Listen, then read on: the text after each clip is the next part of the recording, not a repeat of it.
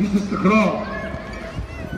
نروح نتحايل على موظف نقول له ده بيديني فلوس معسكر، مش هيحصل.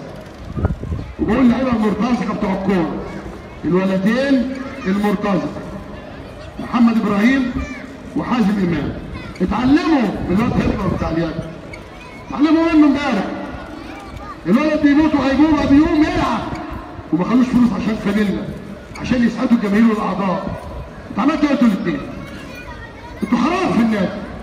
محمد ابراهيم ده يا جماعه جه النادي هنا وقال لي انا عايز اروح البرتغال عشان تديني فلوس اكتر.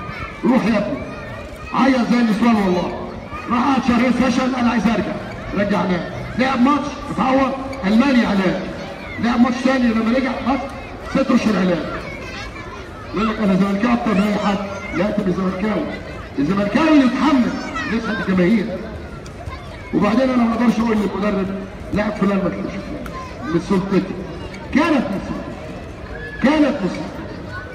وما كنتش بتدخل عشان الهوا برضه بتاع البرامج والمحللين دخل وكل مدرب يخش يقول له على طالما بيدخل ولا صوت دخل شغل تاني. انا من امبارح بتدخل واي مدير فني هيجي يقول له بتدخل، لان لما دخلت تاني بيقول يشرب اي خراب.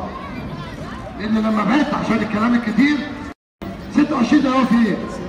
افتكروا ده اليوم اللي اتعاقدت فيه مع عبد الله السعيد. العقد يوم 26 الصبح. بعد ساعتين جت اللجنه. يبقى مش موضوع فلوس بقى.